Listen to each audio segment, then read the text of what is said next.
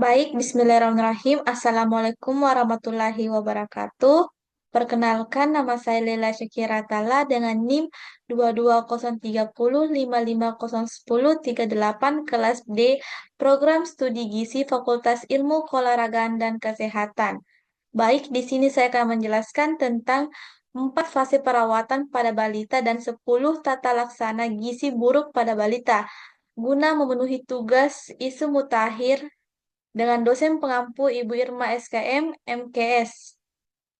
Baik, di sini saya akan menjelaskan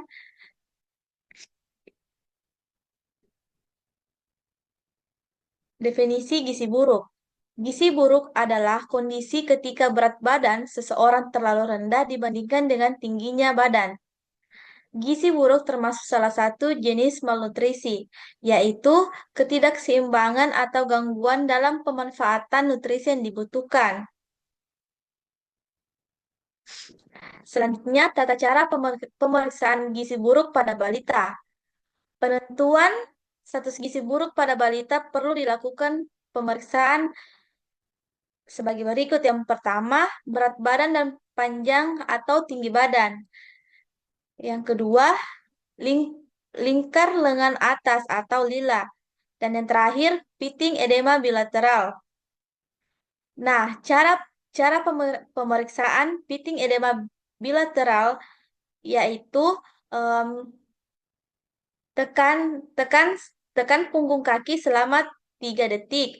Jika jika bekas tertinggal, maka balita tersebut terkena piting edema bilateral. Nah, selanjutnya empat fase empat empat fase pada perawatan dan pengobatan gizi buruk pada balita. Ada empat. Yang pertama stabilisasi, yang kedua transisi, yang ketiga rehabilitasi, dan yang terakhir tindak lanjut. Baik, saya akan menjelaskan fase stabilisasi. Fase stabilisasi adalah fase awal dalam tata laksana gizi buruk, yang dimana fokus utamanya adalah menstabilisasikan kondisi balita yang biasanya berlangsung selama 1 atau 2 hari. Namun bisa diperpanjang hingga 1 minggu, tergantung pada kondisi anak. Pada fase ini, berbagai parameter vital balita seperti denyut nadi, frekuensi, pernapasan, dan denyut nadi. Yang kedua, transisi. Fase transisi ini merupakan masa pelahiran peralihan dari fase stabilisasi menuju fase rehabilitasi. Tujuannya adalah memberikan kesempatan kepada tubuh balita untuk beradaptasi terhadap peningkatan asupan energi dan protein secara bertahap. Fase ini biasanya berlangsung selama 2 sampai 3 hari, di mana pemberian kalori mulai ditingkatkan, tetapi tetap hati-hati untuk memastikan tubuh balita tidak mengalami kesulitan metabolik akibat peningkatan beban makanan. Yang ketiga, fase rehabilitasi. Pada fase rehabilitasi, pemberian makanan dengan energi tinggi dilakukan untuk mencapai mencapai pertumbuhan. Dalam fase ini, kebutuhan energi ditingkatkan menjadi sekitar 150 sampai 220 kalori dengan menggunakan makanan formula khusus seperti F100 yang kaya energi dan protein. Dan yang terakhir, fase tindak lanjut. Fase ini adalah fase pemulihan lanjutan setelah balita keluar dari perawatan. Pada fase ini, balita tetap diberikan makanan yang mengandung energi tinggi, baik dari makanan keluarga yang diperkaya ataupun melalui pemberian makanan tambahan pemulihan. Pemantauan berat badan serta status gizi balita tetap dilakukan secara berkala untuk memastikan bahwa pertumbuhan kejar terus berlangsung hingga mencapai status gizi yang normal. Dari selanjutnya, 10 langkah tata laksana anak gizi buruk. Yang pertama, mengatasi dan mencegah hipoglikemia. Semua balita gizi buruk berisiko mengalami hipoglikemia atau kadar gula darah kurang dari 3 milimol atau kurang dari 54 miligram. Jika fasilitas setempat tidak memungkinkan untuk memeriksa kadar gula darah, maka semua anak gizi buruk dianggap menderita hipoglikemia dan segera ditangani dengan memberikan 50 ml larutan glukosa, 10% 1 sendok teh gula pasir dalam 50 ml air secara oral.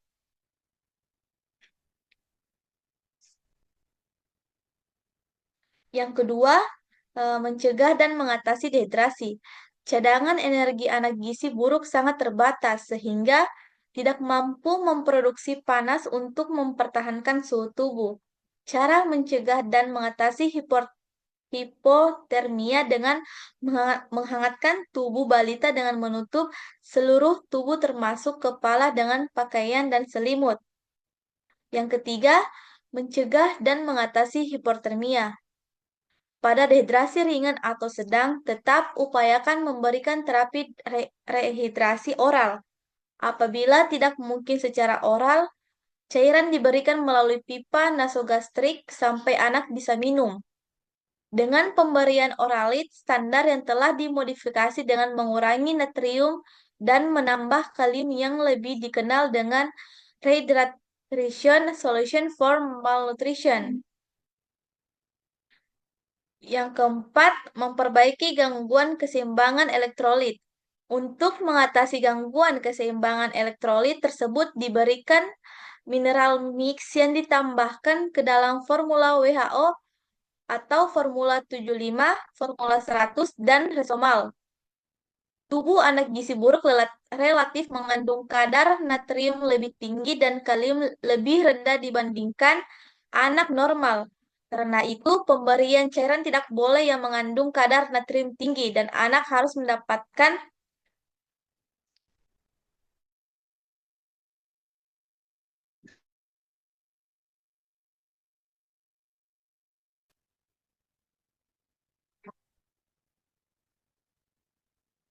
pemberian cairan tidak boleh yang mengandung kadar natrium tinggi dan anak harus mendapatkan tambahan kalium.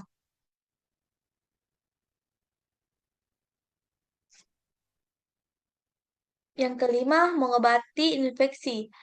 Pilihan antibiotika berspektrum luas, beri amoxicillin atau 15 mg per kilogram BB per oral setiap 8 jam selama 5 hari. Untuk bayi berat badan dengan kurang 3 kg, dosis amoxicillin 15 mg atau kilogram BB per oral setiap 12 jam selama 5 hari. Berikan terapi untuk penyakit infeksi sesuai dengan standar terapi yang berlaku seperti TB dan HIV. Yang keenam, memperbaiki kekurangan zat gizi mikro. Semua anak gizi buruk mengalami defisiensi vitamin dan mineral. Meskipun sering ditemukan anemia, zat besi tidak boleh diberikan pada fase awal atau fase stabilisasi dan transisi.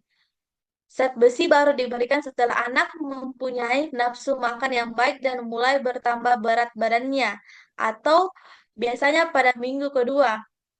Mulai fase rehabilitasi, zat besi dapat memperberat infeksi bila diberikan terlalu dini. Yang ketujuh, memberikan makanan untuk fase stabilisasi dan transisi, yang dimana diberikan untuk anak gizi buruk di layanan rawat inap. Yang kedelapan, memberikan makanan untuk tumbuh kejar. Pada fase rehabilitasi terjadi replesi atau pemulihan jaringan tubuh sehingga diperlukan energi dan protein yang cukup. Pemberian energi 150 sampai 220 kalori per kilogram BB per hari. Protein 4 sampai 6 4 sampai 6 4 sampai 6 gram per kilogram BB per hari. Terapi gizi yang diberikan dapat berupa F100 atau RUT atau RUTF yang secara bertahap ditambah makanan padat gizi. Yang kesembilan, memberikan stimulasi untuk tumbuh kembang. Pada anak gizi buruk terjadi keterlambatan perkembangan mental dan perilaku. Keterlibatan keluarga terutama ibu sangat diperlukan. Diperlukan memberikan stimulasi untuk tumbuh kembang anak. Stimulasi dapat diberikan secara bertahap dan berkelanjutan sesuai umur anak terhadap 4 aspek kemampuan dasar anak, yaitu kemampuan gerak kasar, kemampuan gerak halus, kemampuan bicara dan bahasa, serta kemampuan sosialisasi dan kemandirian. Stimulasi struktur dilakukan secara intensif setiap hari selama 15-30 menit. Dan yang terakhir, mempersiapkan untuk tindak lanjut di rumah. Kriteria sembuh dari gizi buruk apabila berat badan atau tinggi badan atau berat badan atau PB lebih lebih lebih dari kelas 2 SD dan atau lila kurang dari 12,5 cm dan tidak ada piting edema bilateral. Bila balita keluar dari layanan rawat inap setelah sembuh atau sesuai kriteria di atas, maka dianjurkan untuk kontrol teratur setelah pulang. 1 kali seminggu pada bulan pertama, 1 kali 2 minggu pada bulan kedua, selanjutnya 1 kali bulan sampai 6 bulan atau lebih. Selain itu, dianjurkan juga melengkapi imunisasi dasar ataupun ulangan sesuai program PPI atau program pengembangan imunisasi. Baik, itulah tadi materi yang saya sampaikan. Lebih kurangnya mohon dimaafkan. Wassalamualaikum warahmatullahi wabarakatuh.